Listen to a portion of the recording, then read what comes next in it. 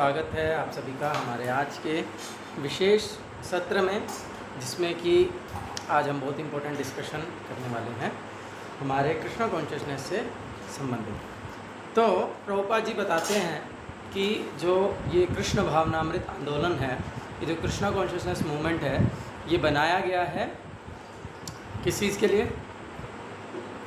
कौन बता सकता है? Hand raise. ये जो कृष्ण भावनामृत आंदोलन है, ये किस लिए बनाया गया है? इसका क्या उद्देश्य है? हाँ जी, मोहित प्रभु। हरे कृष्ण प्रभु। प्रभु, ताकि हम वापस से अपने घर जा सके और भगवान को जान सके। ठीक है Rishabh Prabhu. Hare Krishna Prabhu ji. Devotee association. Devotee association, yes. Uddhav प्रभु।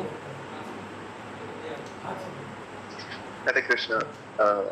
ताकि हम बहुत सारे डिफरेंट मार्केट में प्लेयर्स है ना, तो जो सही रहा है उसको चूज कर सकते। ये भी ठीक है। और लक्ष्य प्रभु।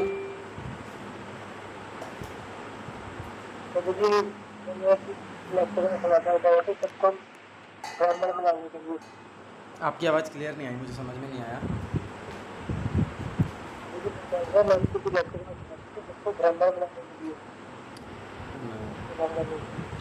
बाकी सबको आ रही है आवाज़? मुझे तो नहीं आई। नहीं प्रभु, आपकी शायद ईयरफोन में कुछ प्रॉब्लम। मुझे आ रही है। वो कह रहे हैं कि सबको ब्राह्मण बनाने के लिए। ब्राह्मण बनाने के लिए, यस, ये भी सही है। निशांत प्रभु बताइए। अर्जुन जी। हरे कृष्णा। हाँ जी, अर्जुन जी। हाँ प्रभु, हमेशा भगवान को याद करने के लिए, भगवान का चिंतन करने के लिए, ठीक है, और भगवान के सेवा में लगे रहने के लिए, और बाकी जो पॉइंट है एक ये भी है प्रचार के लिए, मैं खुद भी ज्ञान चिंतन करना है और कीर्तन करना है, दूसरों को भी कराना है। ठीक है। निशांत प्रभु। निशांत प्रभु को तो मैंने आज ही बताया था किस लिए है कृष्ण कॉन्शियसनेस मूवमेंट। प्रभु हम अपने अस्तित्व को जान सके अच्छे से। आज मैंने क्या बताया है था? और आज दिन में क्या बताया था? प्रभु थोड़ा भूल गए? टाइम आना प्रभु, आपकी बात थोड़ा मतलब मोटी सी प्रभु क्लियर नहीं आ रही थी इतना। चलो मैं ठीक है, वो नहीं सुन पाया इतना अच्छे से मैं। ठीक है, यस। अनुज प्रभु क्या बोलेंगे? आत्मा को परमात्मा से जोड़ना और एक ऐसा राह चुनना, एक ऐसी संस्था चुनना जहाँ पे हमें प्रॉपर गाइडेंस मिल सके और हम अच्छी जो संत लोग हैं उनका संत पास। ठीक है, ठीक है, ठीक है। तो ओवरऑल सबके उत्तर सही हैं, लेकिन एक जो पर्टिकुलर जो स्टेटमेंट मैं सुनना चाह रहा था, प्रभुपाद बोलते हैं कि ये जो कृष्ण भावनामृत आंदोलन है, ये बनाया गया है चरित्र निर्माण करने के लिए। This is for character development. तो चरित्र का निर्माण करने के लिए, एक अच्छे चरित्र को विकसित करने के लिए इस कृष्ण भावनामृत आंदोलन को बनाया गया है। और अगर मतलब कहने का ये है कि ये सब कुछ करने के बाद, जो कुछ आपने बताया कि जैसे हम भगवान के साथ अपने संबंध को जानने के बाद भी, या फिर भक्तों का संग करने के बाद भी, कथा कीर्तन मंगला आरती आदि करने के बाद भी हमारा चरित्र वैसा का वैसा ही रहता है, तो इसको श्रीमद् भागवतम में कहते हैं श्रम एव ही केवलम। तो हमने केवल और केवल श्रम किया है, जिस यानी कि वो सब कुछ करने का भी वास्तविक जो लाभ है वो हम नहीं ले पाए हैं। ये सब कुछ जो प्रोसेस है, ये किस लिए है? ताकि हम चरित्र निर्माण कर सकें, और इसीलिए हमको समय समय पर अपने आप को इंट्रोस्पेक्शन करना चाहिए। क्या बोलते हैं हिंदी में? आत्मनिरीक्षण। हैंड डाउन्स कर सकते हैं, ताकि नेक्स्ट टाइम मैं कुछ पूछूंगा तो फिर बाकी फिर से हैंड रेस करेंगे, है ना? तो बाकी सब लोग अपने हैंड्स डाउन कर लीजिए। तो इसीलिए हमको समय समय पर क्या करना चाहिए? आत्मनिरीक्षण करते रहना चाहिए। जैसा कि श्रील भक्तिविनोद ठाकुर बोले कि हर एकादशी पर हमको आत्मनिरीक्षण करना चाहिए कि मैं कितना प्रगति कर रहा हूँ, कि मैं क्या कृष्ण भावनामृत में प्रगति कर रहा हूँ, क्या मैं चरित्र निर्माण कर रहा हूँ या नहीं कर रहा हूँ। और इवन हम हर रोज़ भी रात को सोने से पहले अपना इंट्रोस्पेक्शन कर सकते हैं कि आज मैंने अपना पूरा दिन किस प्रकार से बिताया, कितना मैंने उसको कृष्ण भावना भावित बनाया। और उसी के लिए ही हमारे पास साधना चार्ट है। उस साधना चार्ट को हम हर रोज़ भरते हैं, है ना, ताकि हम हर रोज़ अपने आप को देख सकें आज मैंने अपने पूरे दिन में कितने समय को वेस्ट किया, कितने समय को कृष्णा कॉन्शियस बनाया और इस प्रकार से। तो इसीलिए साधना चार्ट सबके पास होगा और सबसे ये आशा की जाती है कि सब लोग उस साधना चार्ट को हर रोज़ भर रहे होंगे और हर वीकेंड यानी कि संडे को या मंडे को अपने अथॉरिटी को, गाइड को भेज रहे होंगे ताकि वो आपको प्रॉपर गाइडेंस दे सके आपकी साधना के अनुसार। तो इसीलिए ये करना बहुत ही महत्वपूर्ण है। और इसीलिए तो बेसिकली कैरेक्टर डेवलपमेंट क्या है अब, या फिर कृष्ण भावनामृत में प्रगति करने का क्या अर्थ है? उसमें है कि अच्छे गुणों को विकसित करना और जिसमें सर्वश्रेष्ठ वस्तु है भगवान की कथा में रुचि, है ना। यही तो श्रीमद् भागवतम का श्लोक, नाउत्पादयेत यदि रतिम क्षम एव हि केवलम धर्म स्वानुष्ठिता पुंसां विश्वक्सेन कथासु यत् नाउत्पादयेत यदि रतिम क्षम एव हि केवलम। तो अगर आपने धर्म का पालन किया, है ना, वही वो सब चीज़ें जो आपने कहा कि ये कृष्ण भावनामृत आंदोलन बनाया गया है जिन सब चीज़ों के लिए, वो सब करने के बाद अगर विश्वक्सेन कथासु यत्, अगर भगवान की कथा में रुचि नहीं आया, अगर भगवान की कथा को सुनने के प्रति। हरे कृष्णा प्रभु जी। हाँ जी, थोड़ी यहाँ ये नॉइस आ रहा है काफ़ी ज़्यादा किसी की साइड से, आई थिंक। वो बीच में किसी का माइक ऑन हो गया था, अभी तो नहीं आ रहा होगा, अभी तो क्लियर है वॉइस, है ना। हाँ, आप देखिए उधर से आ रहा है, कूलर पंखा चलाया हुआ था बिल्कुल पीछे। हाँ, कूलर पंखा चलाया हुआ है बिल्कुल पीछे, हवा की आवाज आ रही है बहुत ज्यादा। हवा की आवाज़ आ रही है जब भी सब हुआ है, जब भी आप बोल रहे हो। हाँ जी, जब भी आप बोल रहे हो तब आ रही है। पंखा कम कर लेता हूँ।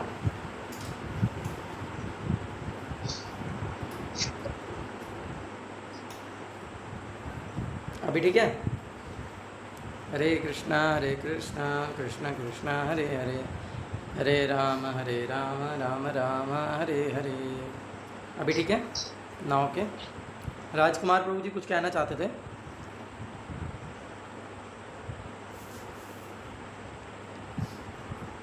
हरे कृष्णा।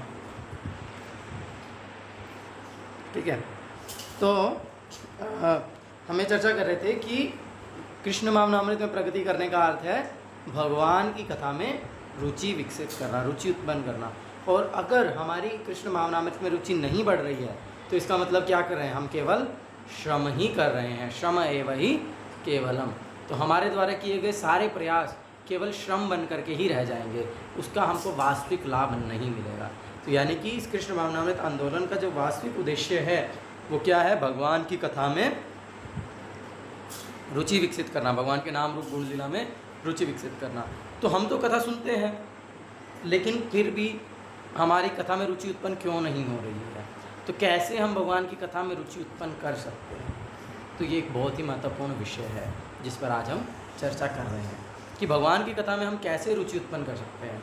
तो भगवान की कथा में रुचि विकसित करने के लिए हमको भगवान की कथा को सही जो है क्या बोलेंगे, सोर्स को हिंदी में, सही स्रोत से भगवान की कथा का श्रवण करना होगा।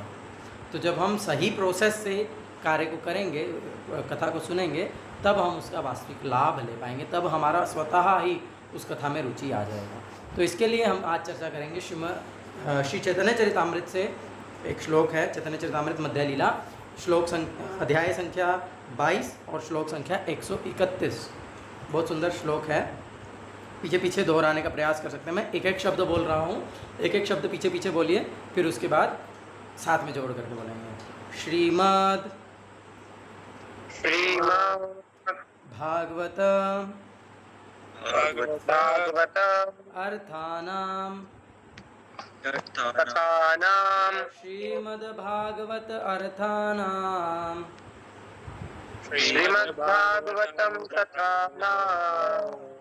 सब लोग माइक ऑन करके बोलिए। आस्वादो रसिकः सः आस्वादो रसिकः सः अस्वादो रसिकासः सजातीया जातीया सजातीया आशये आशये गए स्निग्धे स्निग्धे स्निग्धे निकटे दे सजातीया आशये स्निग्धे जातीया सजातीयाश्चय स्निग्धे साधु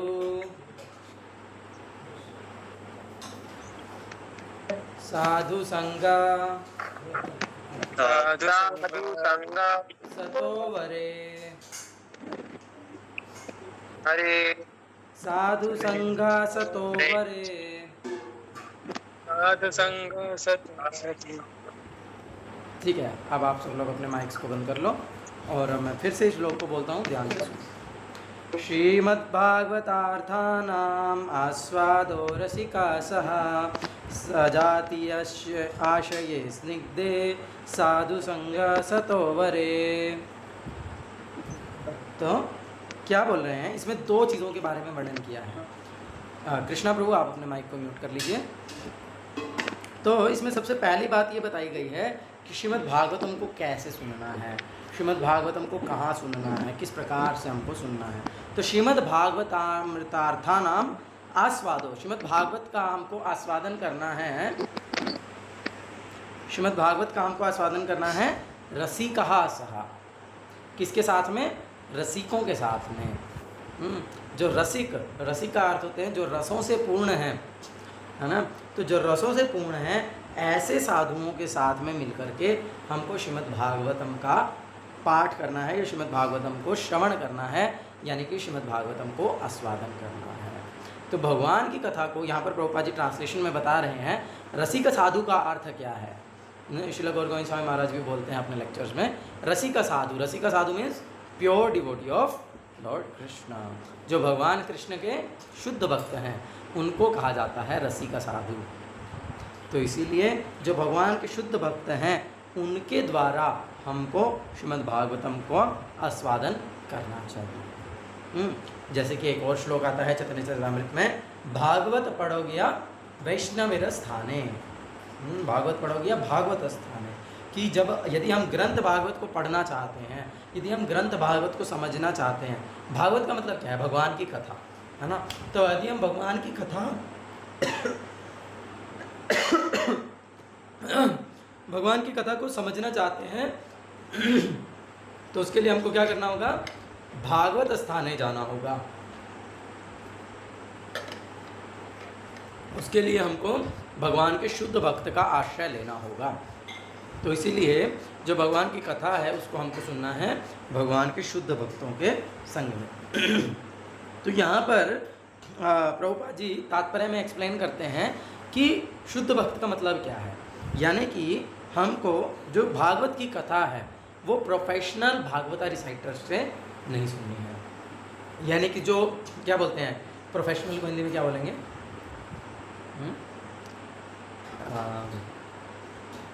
निपुण, हाँ ऐसा कह सकते हैं, जो निपुण कथावाचक हैं, यानी कि जो बहुत प्रभुपाद उसमें डिटेल में वर्णन कर रहे हैं, वर्ड जगलरी, जो कि बातों को घुमा फिरा करके बहुत हैं सजा करके बोलने में निपुण हैं, ऐसे लोगों से जो कि भागवत कथा बोलते हैं उस प्रकार से, ऐसे लोगों से हमको कथा का श्रवण नहीं करना चाहिए। यानी कि जिनका भागवत कथा बोलने का जो उद्देश्य है वो लोगों को भगवान की भक्ति या भगवान की कथा सुनाना नहीं है, जिनका उद्देश्य है, इसको प्रभुपाद बोल रहे हैं भागवत बिजनेस, जिनका उद्देश्य उस कथा के माध्यम से अपनी आय अर्जित करना है, अपने परिवार का पालन पोषण करना है, अपने घर को चलाना है, ऐसे अपना पेट पालना है बेसिकली। तो ऐसे लोगों से हमको कथा का श्रवण नहीं करना चाहिए। फिर किससे नहीं सुनना चाहिए, मायावादियों से भगवान की कथा को नहीं सुनना चाहिए। कोई बता सकता है मायावादियों से भगवान की कथा क्यों नहीं सुननी चाहिए? मोहित प्रभु। हरे कृष्ण प्रभु। प्रभु क्योंकि वो भगवान से एकाकार होना चाहते हैं। यस। और उद्धव प्रभु, मायावादियों से क्यों नहीं सुनना है? हरे कृष्णा, बिकॉज ऑफ द भाव एंड प्रभाव ऑफ तीन गुण। नहीं। यस ऋषभ प्रभु।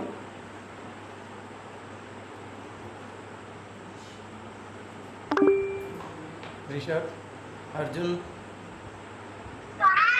मायावाद भाष्य सुनले होइले सर्वनाश। हाँ तो मतलब क्या है, थोड़ी समझ में आएगा। जो मायावाद का भाष्य सुनता है उसका सर्वनाश होता है। क्यों होता है, वही तो पूछ रहे हैं ना। तो इसमें बोलते हैं कि मायावादी जो लोग होते हैं वो भगवान के नाम रूप गुण लीला इन तीनों के प्रति अपराध करते हैं। तो भगवान को मतलब एक तरह से पर्सनैलिटी मानते ही नहीं है, तो वो उनके रूप के प्रति अपराध है।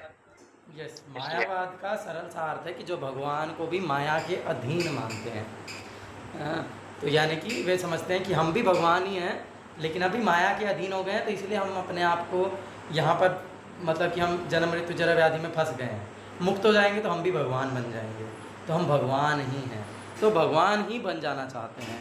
तो इसीलिए यदि ऐसे लोगों से भगवान की कथा को सुनेंगे तो वो कंक्लूज़न क्या देंगे कि हम ही भगवान हैं, लेकिन ये शास्त्रों का सही कंक्लूज़न नहीं है। इसीलिए हमको मायावादियों से भगवान की कथा को नहीं सुनना चाहिए। फिर उसके बाद दूसरे हैं those were simply dressed as Vaishnavas, जो केवल वैष्णवों के जैसे दिख रहे हैं। हैं, ऐसे बहुत सारे भागवत रिसाइटर्स हैं वृंदावन में, मैं नाम नहीं लूँगा, जो लोग जानते हो जानते होंगे कि जब वे कृष्ण कथा करते हैं, भागवत कथा करते हैं, तो बड़ा सा ऊर्ध्व पुंड्र लगा लेंगे हैं और एकदम वैष्णव जैसे दिखेंगे। और फिर वही जब कोई पैसों के लिए उनको शिव पुराण की कथा देने के लिए बुलाएगा तो फिर वही एकदम ऐसा त्रिपुंड लगा लेंगे और एकदम शैव बन करके एकदम आ जाएंगे जैसे कि। तो इस प्रकार से तो they are professional Bhagavata reciter. हाँ, तो वो कोई भक्त नहीं है, वो कोई वैष्णव नहीं है, वो केवल जो हैं जो जिसके बदले में पैसा मिल सकता है वो करने के लिए वो तैयार है। जब भागवत कथा बोलेंगे तो कृष्ण सर्वश्रेष्ठ हैं बोल देंगे, जब शिव पुराण की कथा बोलेंगे तो शिव जी सर्वश्रेष्ठ हैं बोल देंगे, पैसा मिलना चाहिए, है ना। तो those who are simply dressed like Vaishnava, जो वैष्णवों जैसे दिख रहे हैं लेकिन वास्तविकता में वे किसी वैष्णव सिद्धांत का पालन नहीं करते हैं, ऐसे लोगों से हमको भगवान की कथा का श्रवण नहीं करना चाहिए। फिर यानी कि इसका बेसिकली मतलब ये है कि आप हमको देखना होगा कि जब हम किसी व्यक्ति से भागवत कथा सुनने जा रहे हैं तो हमको ये देखना चाहिए कि उसका उद्देश्य क्या है। हमको ये नहीं पता है तो हमको ये जानने का प्रयास करना चाहिए कि वो व्यक्ति जो कथा बोल रहा है वो किस उद्देश्य के साथ कथा बोल रहा है, कि और उसकी फिलॉसफी क्या है, कि क्या वो हमको ये बोलना चाहता है कि भगवान और जीव में कोई अंतर नहीं है, क्या वो हम मतलब बेसिकली क्या वो हमको अद्वैत सिद्धांत दे रहा है या द्वैत सिद्धांत दे रहा है या अद्वैत अद्वैत, किस सिद्धांत को लेकर के वो बातचीत कर रहा है, ये हमको क्लियर होना चाहिए। अगर हमको यही क्लियर नहीं है कि वो किस सिद्धांत की बात कर रहा है तो या उसी को ही क्लियर नहीं है कि उसका सिद्धांत क्या है, तो ऐसे व्यक्ति से तो सुनने का कोई लाभ है ही नहीं। तो इसलिए हमको ऐसे व्यक्ति से सुनना चाहिए जिसके सिद्धांत उसको क्लियर है, जिसको पता है कि भाई मेरा सिद्धांत क्या है, और उसमें भी हमको देखना है कि अद्वैत सिद्धांत को हमें नहीं सुनना है। जो लोग अद्वैत सिद्धांत को यानी मायावाद को कि हम ही भगवान हैं, हम भगवान बन सकते हैं, नर नारायण बन सकता है, हाँ, इस प्रकार से जो मानते हैं, ऐसे लोगों से अगर हम भागवत कथा का श्रवण करेंगे तो कभी भी भागवत के प्रति रुचि विकसित नहीं कर सकते, कभी भी हमारा भगवान की कथा में रुचि नहीं आएगा, एंड दैट इज़ मिसलीडिंग। वो वास्तविकता में शास्त्रों के छद्म अर्थ हैं, वो वास्तविक अर्थ नहीं है, तो उससे हम भटक जाएंगे। ठीक है, जो क्वेश्चन को नोट करके रख सकते हैं, लास्ट में पूछ सकते हैं। Then there is so called Goswamis. Next point is so called Goswamis, मतलब कि जो अपने आप को कहते हैं गोस्वामी लेकिन वो गोस्वामी नहीं। यानी कि जैसे कि बहुत सारे आजकल इसको जात गोसाई बोलते हैं, शिला भक्तिविनोद ठाकुर ने उसको जात गोसाई कहा है, कि जो अपने आप को गोस्वामी परिवार से संबंधित बताते हैं कि मैं इस परिवार से हूँ, मैं उस परिवार से हूँ, और अपने नाम के साथ टाइटल लगाते हैं गोस्वामी, है ना। गोस्वामी टाइटल आपने सुना होगा, अब वृंदावन में तो विशेष रूप से बहुत फेमस है। तो इस प्रकार के जो जात गोसाई होते हैं वे भी वास्तविकता में उनसे भी हमको हरिकथा का श्रवण नहीं करना चाहिए। फिर उसके बाद नेक्स्ट इज ऑफ कोर्स, क्योंकि ये सब समराइज हो जाता है एक ही पॉइंट के अंदर, नॉट इन डिसाइप्लिक सक्सेशन, क्योंकि वे प्रामाणिक गुरु शिष्य परंपरा से संबंध नहीं रखते हैं। तो इसीलिए हमें ऐसे किसी व्यक्ति से सुनना नहीं है जो कि प्रामाणिक गुरु शिष्य परंपरा में नहीं आते हैं। तो यानी कि हमें सिर्फ ऐसे व्यक्ति से ही सुनना चाहिए जो प्रमाणिक गुरु शिष्य परंपरा में आते हैं। अब ये प्रमाणिक गुरु शिष्य परंपरा क्या है? कौन बताएगा प्रमाणिक गुरु शिष्य परंपरा क्या है? लक्ष्य प्रभु।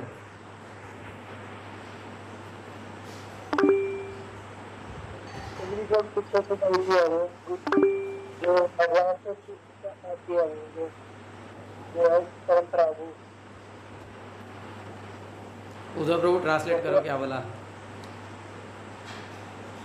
समझ में नहीं आया ना क्या मुझे बोला? भी नहीं समझ आया। ईयरफोन्स रुको मैं दोनों ईयरफोन्स लगाता हूँ, फिर आएगा समझ में। साइड से आ रही है जो भगवान की तरफ से आ रही है, जो भगवान से आ रही है। वो बोल रहे हैं कि जो भगवान कृष्ण से चली आ रही है। हाँ, तो कितनी परंपराएं हैं ऐसी जो भगवान कृष्ण से चली आ रही हैं मोहित प्रभु? प्रभु 4 संप्रदाय हैं। हाँ, 4 परंपराएं हैं जिन्हें 4 प्रमाणिक संप्रदाय कहा जाता है, जो कि है श्री संप्रदाय जो लक्ष्मी देवी से आते हैं, यानी कि भगवान कृष्ण से ही आ रहे हैं लेकिन आगे लक्ष्मी देवी के थ्रू आ रहा है, जिसके मुख्य आचार्य श्रीपाद रामानुजाचार्य हैं। फिर उसके बाद है रुद्र संप्रदाय जो कि शिवजी जी से आता है, जिसके मुख्य आचार्य हैं निम्बार ये क्या बोला विष्णु स्वामी। फिर उसके बाद कुमार संप्रदाय है जो कि 4 कुमारों सनक, सनंदन, सनातन और सनत कुमार से आते हैं और इसके मुख्य आचार्य हैं निम्बार्क स्वामी। और चौथा संप्रदाय है ब्रह्म संप्रदाय जो कि जिसके मुख्य आचार्य हैं मध्व संप्रदाय, और इसी में ही आगे चल करके आता है गौड़िया संप्रदाय। तो इसलिए इसको ब्रह्म मध्व गौड़िया संप्रदाय कहते हैं, जिसके मुख्य आचार्य हैं श्री चैतन्य महाप्रभु जो कि स्वयं भगवान हैं। तो इसलिए हमें केवल इन 4 प्रमाणिक परंपराओं में आने वाले आचार्यों के द्वारा जो कथा कही गई है उसी कथा का हमको श्रवण करना चाहिए। अब कोई मैंने देखा कि कोई ऐसे भागवत रिसाइटर्स भी हैं जो कि अपने आप को इन 4 में से किसी एक परंपरा से बताते हैं कि हम तो इस परंपरा से संबंध रखते हैं, लेकिन केवल कहने से या केवल परंपरा के तिलक को लगा लेने से परंपरा से संबंध नहीं बन जाता है। हाँ, परंपरा से संबंध कब बनेगा? जब उस परंपरा के जो मुख्य आचार्य हैं उनके द्वारा दी गई शिक्षाएं और आपके द्वारा बोली जाने वाली शिक्षाओं में समानता होगी। जब वो व्यक्ति वही बातें बोल रहा होगा, उसी सिद्धांत को प्रकट कर रहा होगा जो उस परंपरा के आचार्यों ने किया है, तब उसकी बात को प्रमाणिक रूप से स्वीकार किया जा सकता है, नहीं तो नहीं किया जा सकता। तो इसीलिए अगर हम इन सब सोर्सेज से सुनेंगे, जैसे कि कोई भागवत रिसाइटर हैं जिनसे कि एक बार मैं ऐसे ही सुन रहा था, मतलब कोई टीवी में लगाया था, बहुत पहले की बात है, लगभग 5-6 साल पहले जब घर में रहता था, तो सुन रहा था। तो ही वाज सेइंग कि भाई अगर तुम्हारे पिताजी ने तुमको एक क्या बोलते हैं किला ना, 1 किला ज़मीन दी है, तो तुम्हारा कर्तव्य है कि तुम उसको 10 किले बनाओ। हाँ, और इस प्रकार से तो मीन्स ही वाज मतलब क्या प्रमोट कर रहे हैं भागवत कथा के अंदर में, क्या बोल रहे हैं, ये भागवत कथा का उद्देश्य थोड़ी है। या फिर बहुत सारे ऐसे लोग हैं जो कि भागवत कथा कर रहे हैं और उसके माध्यम से मिलने वाले धन को हो सकता है वो इंद्रिय तृप्ति में नहीं लगा रहे हैं, लेकिन वो उसको वेलफेयर एक्टिविटीज़ में लगा रहे हैं, सो कॉल्ड वेलफेयर एक्टिविटीज़, जैसे कि हॉस्पिटल बनाना, अनाथालय बनाना और ये सब चीज़ें। ये सब करना ठीक है, लेकिन ये भागवत का उद्देश्य नहीं है। भागवत का उद्देश्य है भगवान की कथा में रुचि विकसित करना। तो भगवान की कथा को सुनने के लिए, भगवान की कथा को बोलने के लिए और भगवान की कथा में रुचि विकसित करने के लिए का जो एकमात्र उद्देश्य है वो हमको श्रीमद् भागवतम प्रोवाइड करता है। धर्म अर्थ काम मोक्ष को तो पहले ही बाहर कर दिया है श्रीमद् भागवतम, पहले बोल रहे हैं दूसरे श्लोक में, धर्म प्रोजितो कैटव अत्र परमो निर्मत्सराणाम सता। तो यहाँ से जो कैटव धर्म है, ये जो धर्म अर्थ काम मोक्ष, इसको बाहर कर दिया है। यहाँ पर केवल भक्ति की बात की गई है, तो इसलिए यहाँ पर शुद्ध भक्ति की बात की गई है। और उस शुद्ध भक्ति के सिद्धांत को हम केवल तभी समझ पाएंगे जब हम एक शुद्ध भक्त से श्रवण करेंगे। ठीक है, क्लियर है सभी को? यहाँ तक किसी का कुछ प्रश्न है? नहीं तो फिर हम आगे भी है आधा श्लोक, उसको भी चर्चा करें। ठीक है, क्लियर है सभी को? यस, उद्धव प्रभु। हरे कृष्णा प्रभु जी, आपने जब बताया ना किन किन से मतलब नहीं सुनना चाहिए, तो I miss the first point, क्योंकि घर में उधर डिस्टरबेंस होता है। तो can you tell me the first point? Professional Bhagavat reciters, अच्छा Prabhu, okay. Professional Bhagavat reciters या फिर माया, तो फिर उसके आगे ये सब प्रकार हैं। तो यस, तो ठीक है, सबको समझ में आ गया कि किससे हमको भागवत श्रवण नहीं करना है, किससे सुनना है, भगवान के शुद्ध भक्त से, जो कि क्या है, प्रमाणिक परंपरा में आ रहे हैं और प्रमाणिक परंपरा में आचार्यों के द्वारा जो शिक्षाएं दी गई हैं उन्हीं को ही दोहरा रहे हैं। यस, निशांत प्रभु क्या प्रश्न है?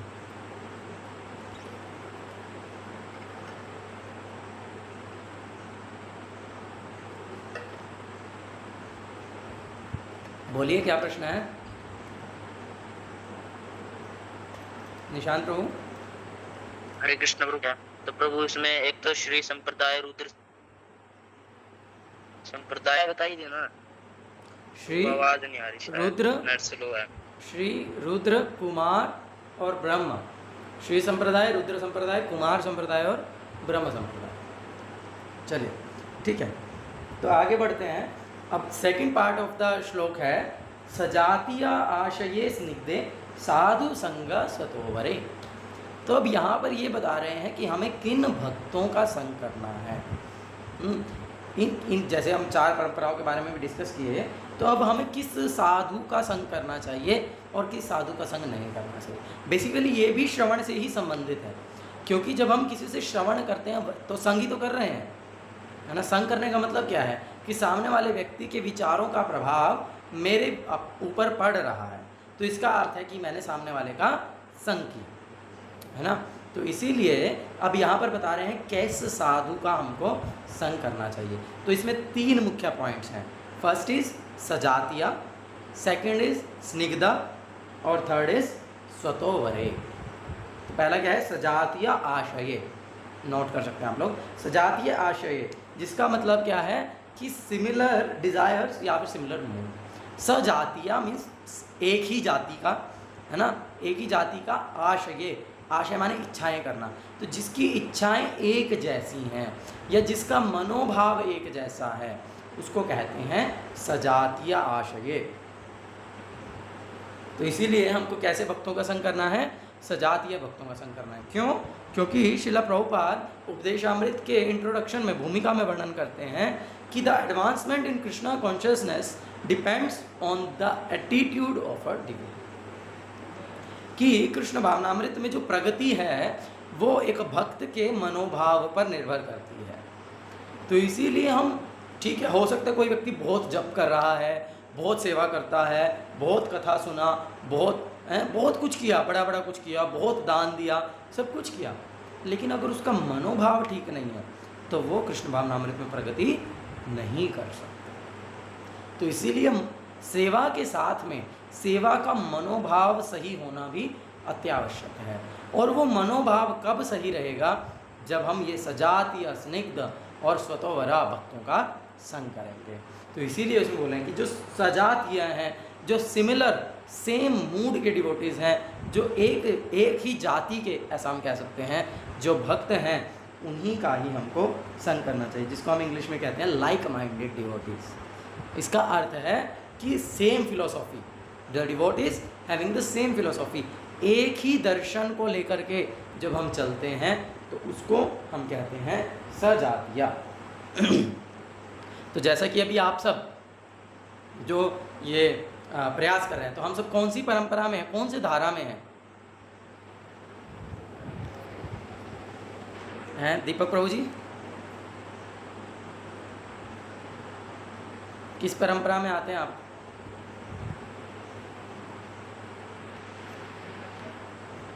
दीपक भंडारी प्रभु जी। हरे कृष्ण। हाँ जी, हम कौन सी परंपरा से हैं? हाँ जी, संप्रदाय। हाँ, कौन सा संप्रदाय है?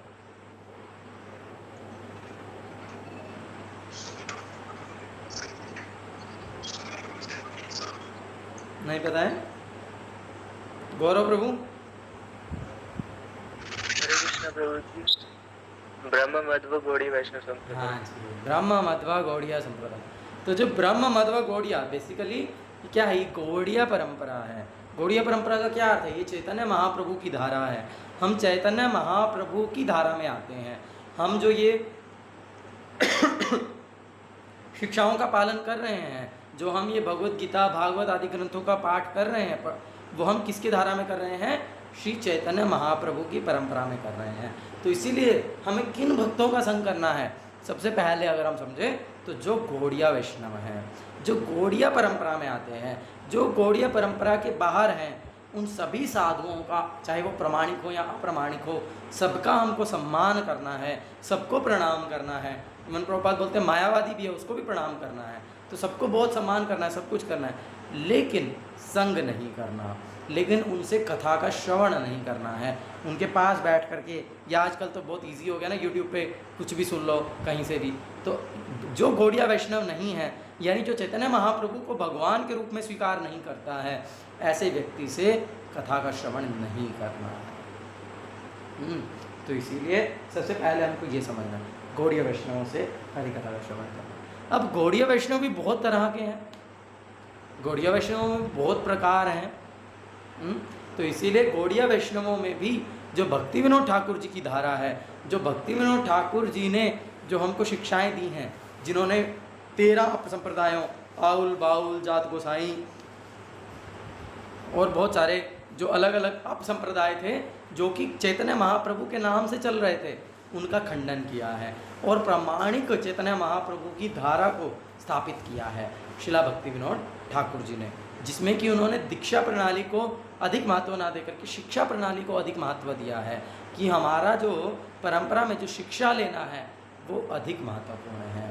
तो इसीलिए शिला भक्ति विनोद ठाकुर जी के परंपरा, जो चैतन्य महाप्रभु के धारा में जो शिला भक्ति विनोद ठाकुर जी की जो शिक्षाएं हैं, उसको जो पालन कर रहा है, ऐसे जो आचार्य, ऐसे जो भक्तों का हम संग कर सकते हैं। अब उनमें भी बहुत सारे लोग हैं, है ना, तो उनमें से भी हमें पालन करनी है शिला प्रभुपाद जी की शिक्षाओं, उसमें से भी हमको पालन करना है शिला प्रभुपाद को। क्यों? क्योंकि शिला प्रभुपाद जी ने हमें आज के समय में हम कैसे चैतन्य महाप्रभु की उन शिक्षाओं को प्रैक्टिकली अपने जीवन में पालन कर सकते हैं, चैतन्य महाप्रभु के उन आदर्शों को हमको कैसे अपने जीवन में उतारना है, वो हमको शिला प्रभुपाद जी ने सिखाया है। और ऐसा नहीं है एक जगह पर बैठ करके बड़ी बड़ी बात बोलना बहुत आसान होता है, लेकिन प्रभुपाद जी एक जगह पर बैठ करके नहीं बोले हैं। प्रभुपाद खुद फील्ड में जा करके, खुद न्यूयॉर्क में जा करके, उन हिप्पीज़ के बीच में रह करके, जो कि 2400 घंटे नशों में रहा करते थे, जो कि इवन प्रभुपाद जी के ऊपर कभी कभी तो जानलेवा हमला भी किया, प्रभुपाद जी को रास्ते में हार्ट अटैक्स भी आए, और हर तरह के चैलेंज को प्रभुपाद जी फेस करते हुए, जब प्रभुपाद जी को किसी का सपोर्ट भी नहीं मिल रहा था, तब भी प्रभुपाद जी अकेले इतना स्ट्रगल किए। किस लिए? ताकि हम लोगों को, हम जैसे पतित जीवों को ये कृष्ण भावनामृत का संदेश दे सकें, ये जो चैतन्य महाप्रभु का जो मैसेज है वो हम तक पहुंचा सकें। तो इसीलिए हमें केवल उनसे ही श्रवण करना है जो शिला, यानी हमें श्रवण करना है शिला प्रभुपाद जी से, या उनसे जो शिला प्रभुपाद जी की शिक्षाओं को यथारूप में पालन करते हैं, यानी कि प्रभुपाद जी के शिष्यों से।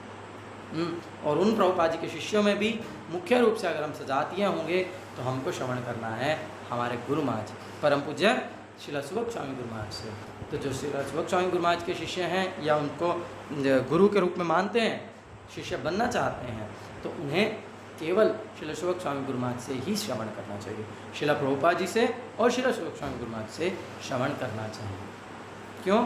क्योंकि वे, इसीलिए उनको बोलते हैं ना प्रभुपाद अनुगामी, वो वास्तविकता में प्रभुपाद अनुगामी हैं, जिन्होंने गुरु शिक्षा सदाचार, जिन्होंने अपने गुरु की शिक्षाओं को और अपने गुरु जी के सदाचार को यथारूप में पालन किया है, और आज तक 50 साल से ज़्यादा हो गया, आज तक कर रहे हैं।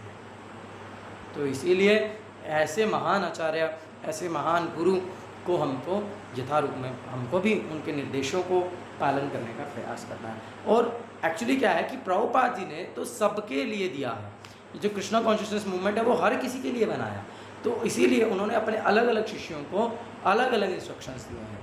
तो इसीलिए हर शिष्य का एक अलग मूड है अकॉर्डिंग टू प्रभुपाद टीचिंग्स। जो प्रभुपाद जी उनको दिए हैं। किसी शिष्य को प्रभुपाद जी ने बोला है कि तुम बड़े बड़े मंदिर बनाओ, तुम ऐसा करो वैसा करो, बड़ी बड़ी सेवाएं करो, और किसी किसी शिष्य को प्रभुपाद जी ने बिल्कुल अलग इंस्ट्रक्शंस दी हैं। तो उनके लिए सेवा वही है।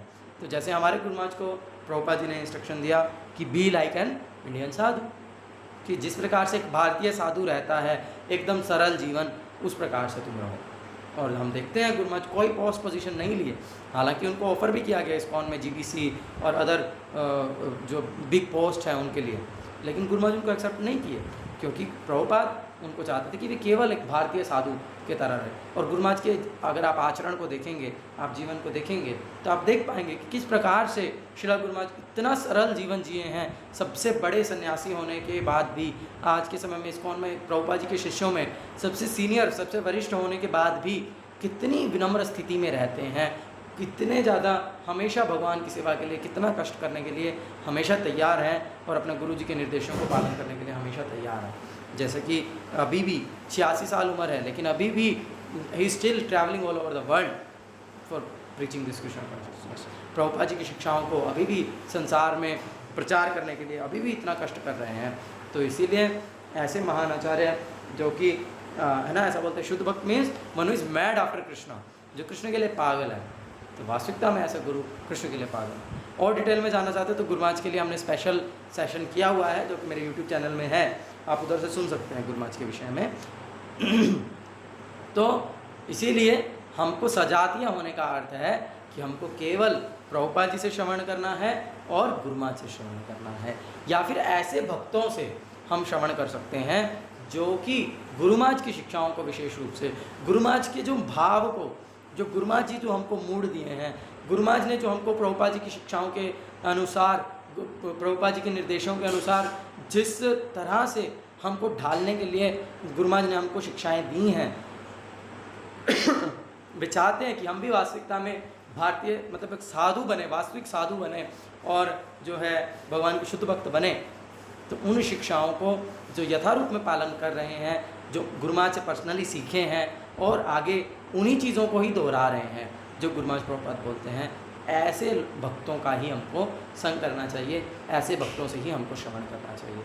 नहीं तो आप हरि कथा तो सुन लेंगे, हो सकता है कि वो प्रभुपाद जी के फॉलोअर्स हैं, लेकिन अगर वो सजातीय इस प्रकार से नहीं है तो भी जो मनोभाव है वो अलग हो जाएगा। तो भी जो सेवा करने का जो भाव है, वो हमारा गुरु जो हमको भाव दे रहे हैं उसको, उससे हम भटक जाएंगे। तो इसलिए प्रभुपाद जी और गुरु महाराज दोनों को ही आपको बहुत ही गंभीरतापूर्वक सुनना है और उन्हीं का ही पालन करना है। वास्तविकता में जब आप प्रभुपाद जी के को सुनेंगे तो उससे आपकी गुरु महाराज में श्रद्धा बढ़ जाएगी कि अरे ये तो एज इट इज़ ही बोल रहा है। उसके बाद जब गुरु महाराज को सुनेंगे और उसमें फिर आपको और भी समझ में आएगा कि गुरु महाराज किस प्रकार से प्रभुपाद जी की उन शिक्षाओं को और ज़्यादा कंडेंस करके कह लो, या और ज़्यादा टू द पॉइंट करके, क्योंकि प्रभुपाद जी तो सबके लिए दिए हैं, तो गुरु महाराज किस प्रकार से उनको और ज़्यादा टू द पॉइंट करके हम लोगों के लिए हमको दे रहे हैं, केवल शुद्ध भक्ति किस प्रकार से हमको दे रहे हैं।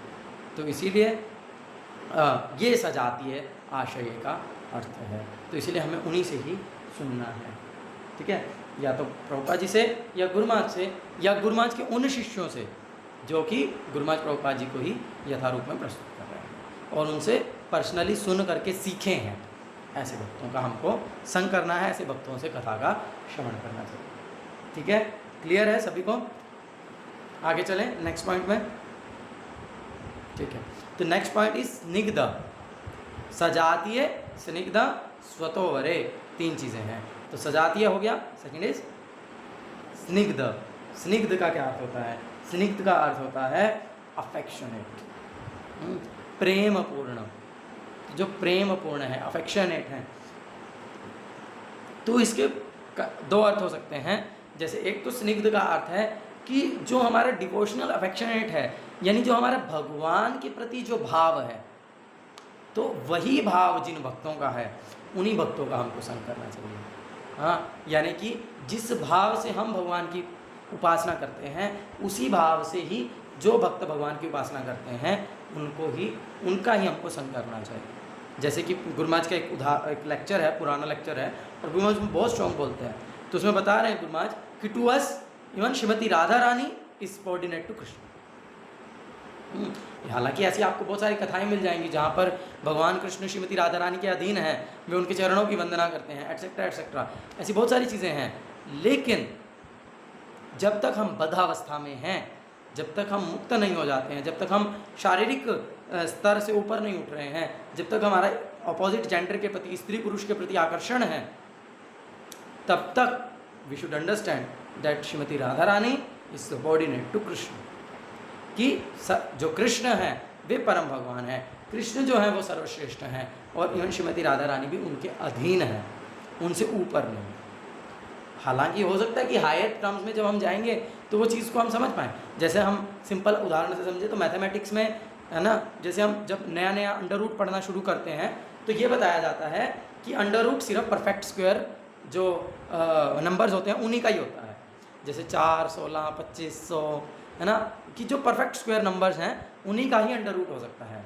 फिर जब व्यक्ति आगे की क्लासेस, अब वो गलत नहीं है, वो सही है ना, लेकिन अब फिर जब व्यक्ति आगे की क्लासेस में जाता है, एडवांस हो जाता है, तब वो क्या सीखता है कि नहीं, सिर्फ परफेक्ट स्क्वायर्स का ही अंडर रूट नहीं होता है, जो नॉन परफेक्ट स्क्वायर है उनका भी अंडर रूट होता है, लेकिन सिर्फ पॉजिटिव नंबर्स का ही अंडर रूट होता है ना।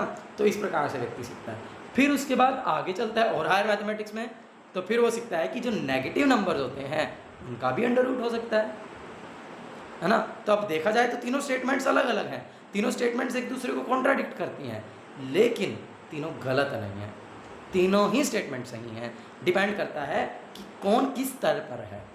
तो इसीलिए जब तक हम स्त्री पुरुष आकर्षण से मुक्त नहीं हैं, जब तक हम अपने आप को शरीर ही समझ रहे हैं, शरीर के स्तर से ऊपर नहीं उठते हैं, तब तक हमारे लिए यही सिद्धांत है और हमको इसी को स्वीकार करना चाहिए। अगर कोई, अब वही बात है कि कोई आर्टिफिशियली, उसको फिर सहजियापन कहेंगे कि आप उस स्तर पर नहीं हैं लेकिन उस स्तर की बातें कर रहे हैं। आप श्रीमती राधा रानी को सर्वश्रेष्ठ क्या करेंगे, नहीं मैं तो श्रीमती राधा रानी की पूजा करूँगा, कृष्ण की करूँ ना करूँ, मेरे लिए तो राधा रानी सब कुछ है, कृष्ण कुछ है नहीं है। तो ये जो अफेक्शनेट मूड है, it is not matching with the affectionate mood off hours. तो हमारे जो भगवान के प्रति जो भाव है उससे ये भाव मैच नहीं होता है। तो इसलिए ऐसे लोगों से हरि कथा का श्रवण नहीं करना, ऐसे भक्तों का, ऐसे साधुओं का संग नहीं करना चाहिए, क्योंकि वो स्निग्ध नहीं हैं, क्योंकि उनका जो अफेक्शन है भगवान के प्रति वो हमारा वाला अफेक्शन नहीं है, हमारा अफेक्शन अलग है। वो भगवान को प्रेमी के रूप में देख रहे हैं। अरे क्या आप योग्य हैं प्रेमी के रूप में देख, ठीक है, हो ना हो वो हम उस पर चर्चा नहीं कर रहे हैं ऑफकोर्स, लेकिन हम नहीं हैं, हमको ये समझना चाहिए। अभी हम बद्धावस्था में हैं, अभी हमारा अपने परिवार में, अपनी धन संपत्ति में हैं, अपने बच्चों में, अपने माँ बाप में बहुत गहरा आसक्ति है, अभी हमारे संसार में बहुत गहरा आसक्ति है, तो हमारा भगवान से वो संबंध है नहीं, और इसलिए हम उसको आर्टिफिशियली हम उसको अगर मान लेंगे तो नहीं होगा। हमको उसको ग्रेजुअली डेवलप करना है, हमको उसको परंपरा के माध्यम से, तरीके से डेवलप करना है। तो इसीलिए ऐसे ही भक्तों का हमको संग करना है जो those who have got same devotional affection, स्निग्ध। और दूसरा स्निग्ध का अर्थ ये भी है कि जो जैसे शिला रूप गोस्वामी ने वर्णन किया है शिला उपदेशामृत ग्रंथ में, तो क्या बोल रहे हैं, भक्तों के साथ आदान प्रदान हम कैसे करते हैं, कौन बताएगा? भक्तों से आदान प्रदान 6 प्रकार से होता है। अर्जुन प्रभु, ठीक है, ऋषभ प्रभु बताओ पहले। हरे कृष्ण प्रभु। तो मेरे को कुछ कुछ तो याद आ रहा है कि गुह्यम आख्याति पृच्छति। क्या मतलब है गुह्यम आख्याति पृच्छति? मतलब सारी बातें करनी चाहिए, कुल क्या मतलब? उपदेशामृत की क्लास में कौन कौन था जब हमने उपदेशामृत सेशन किया था, उपदेशामृत बुक को पढ़ा था? हैंड रेस करो, कौन कौन था? सबकी क्लास लगाएंगे। लक्ष्य प्रभु नहीं थे? हाँ, सागर प्रभु बताइए।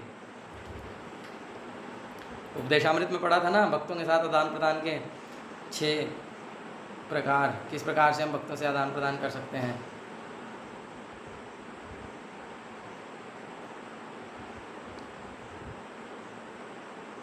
गौरव प्रभु।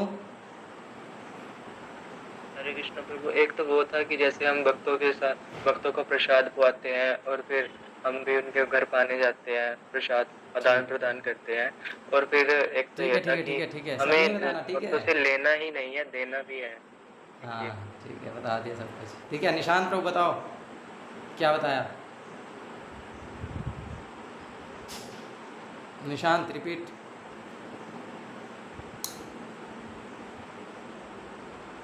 लक्ष्य प्रभु बताइए। प्रभु जी, जो प्रभु ने बताया कि सिर्फ ना हमें लेना नहीं है प्रभु, जो भक्त हैं उनको देना भी है, कि थोड़ी सेवा कर सकते हैं हम उनकी, और बाकी हेल्प कर सकते हैं, और उनसे गुह्य ज्ञान लेना है, भगवान के प्रति जो गहरा ज्ञान है, जो मतलब जो मेन ज्ञान है वो लेना है उनसे। मोहित प्रभु। प्रभु यही सब है, मुझे क्या यही सब है बताओ तो सही, क्या सब है, रिपीट। यही कि भक्तों से आदान प्रदान करना चाहिए कैसे और करना चाहिए उनसे वही तो पूछ रहे हैं, आदान प्रदान करना कैसे है, बोलो बोलो। जैसे उनको प्रसाद पे बुलाना और उनको कुछ भेंट भी देना, साथ में यदि वो कुछ लाए तो उसको स्वीकार भी करना। चोरी तो नहीं करना, चोरी करना भी है क्या, भक्तों के सामान को चोरी कर लेना, छुपा के रख लेना। चोरी भी कर सकते हैं, अगर अपने बंदे हैं तो चोरी कर सकते हैं। ओहो, नहीं भाई सिद्धांत गलत है।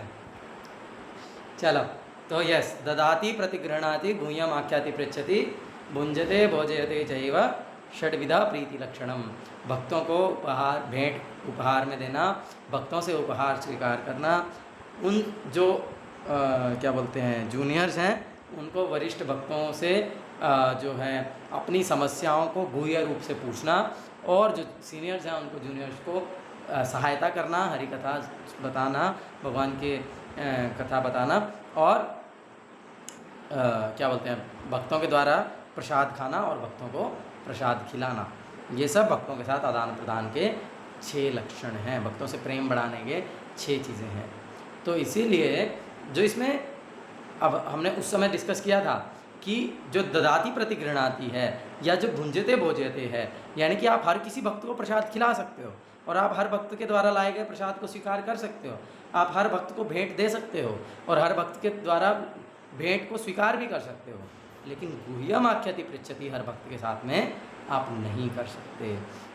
यानी कि अपने मन को खोलना, अपने हृदय के भावों को प्रस्तुत करना, अपने जीवन में आने वाली समस्याओं को डिस्कस करना, ये आपको हर भक्त के साथ नहीं करना चाहिए, नहीं कर सकते हैं हम। तो वो हमको किस भक्त के साथ करना है, जो भक्त क्या है, स्निग्ध है। स्निग्ध का क्या मतलब है, स्निग्ध का मतलब है कि one who genuinely cares for my spiritual welfare, जो वास्तविकता में मेरा आध्यात्मिक लाभ चाहता है, जो वास्तविकता में मेरे आध्यात्मिक लाभ के विषय में चिंता करता है, ऐसे भक्त से हमको ये सब चीज़ें डिस्कस करनी चाहिए। दूसरा, जो मेरी प्रगति को देख करके खुश होता है, जो मुझसे ईर्ष्या नहीं करता, जो मुझे आगे बढ़ता हुआ देख करके मुझे नीचे नहीं गिराना चाहता, मुझे पीछे नहीं हटाना चाहता, मेरे साथ कंपटीशन नहीं करता है, बल्कि जो मेरे आगे बढ़ने पर प्रसन्न होता है, ऐसे भक्त को स्निग्ध कहते हैं। फिर जो कि अप्रोचेबल है, जिसके पास मैं बहुत सरलता से जा करके अपने मन को खोल सकता हूँ, जिसके सामने मेरे को कोई भी बात बोलने के लिए मेरे को 10 बार सोचना नहीं पड़ेगा कि मैं क्या बोलूँ, कैसे बोलूँ, बोलूँ नहीं बोलूँ, इस प्रकार से सोचना नहीं पड़ता है, ऐसे भक्त को स्निग्ध कहते हैं। और जो कि मुझे प्रेम के आउट ऑफ अफेक्शन मुझे गाइड करता हो, हाँ, जो कि आउट ऑफ अफेक्शन मुझे जो सही मार्ग है वो मुझे दिखाता हो प्रेम से, हाँ, क्योंकि वो मेरी जेन्युइनली केयर करता है, ऐसे भक्त को स्निग्ध कहा जाता है। और ऐसे भक्तों के साथ हमें विशेष रूप से आदान प्रदान करना चाहिए। ठीक है, क्लियर है, स्निग्ध। देन नेक्स्ट इज स्वतोवरे। स्वतोवरे का अर्थ क्या होता है, स्वतः, स्वतः मीन्स माई सेल्फ, है ना, वन सेल्फ, और वरे मीन्स बेटर, तो जो मुझसे बेटर है, यानी जो मुझसे एडवांस्ड है, यानी कि हमें अपने से उन्नत भक्तों का संग करना चाहिए, है ना। 4 प्रकार के लोग होते हैं ना, क्या बोलते हैं, प्रेम मैत्री कृपापेक्षा ईश्वरा तददिनेषु बालिशेषु दिशत्सु च प्रेम मैत्री कृपापेक्षा या करोति स मध्यमा। तो यानी कि मुझसे सीनियर डिवोटीज, मेरे साथ के भक्त और मेरे से जूनियर्स यानी कि इनोसेंट्स, और जो कि भगवान से ईर्ष्या करते हैं। तो 4 प्रकार के लोग हैं। तो जो हमसे सीनियर्स हैं उनसे हमको प्रेम करना चाहिए, उनको हमको ओबे करना चाहिए, उनका आज्ञाकारी होना चाहिए। और जो हमारे साथ के हैं उनको हमको मित्रता करनी चाहिए, उनको सहायता करनी चाहिए। और जो हमसे छोटे हैं उन पर हमको कृपा करनी चाहिए। और जो ईर्ष्यालु हैं, द्वेषी हैं, उनको हमें उपेक्षा करनी चाहिए, उनसे दूरी बना करके रखना चाहिए। तो इस प्रकार से हमको सभी भक्तों के साथ आदान प्रदान करना है, लेकिन मुख्य रूप से यानी कि आध्यात्मिक जीवन में प्रगति करने के लिए बहुत आवश्यक है कि हम अपने से उन्नत भक्तों का संग करें। स्वतोवरे उसको कहा गया है। जो और एडवांसमेंट कैसे हो कि वो क्या बड़ी पोजीशन पे हो, वो क्या टेंपल का प्रेसिडेंट हो, या उसके बहुत सारे फॉलोअर्स हों, या उसकी बहुत बड़ी शिखा हो, या उसके बहुत जटाएं हों, दाढ़ी हो, क्या हो, कैसे एडवांस्ड होना चाहिए? तो शुड बी स्पिरिचुअली एडवांस्ड। तो स्पिरिचुअली एडवांस होने का मतलब क्या है? जो चैतन्य महाप्रभु चैतन्य चरितामृत में 26 वैष्णव के गुणों को वर्णन किए हैं, या जो श्रीमद् भागवत में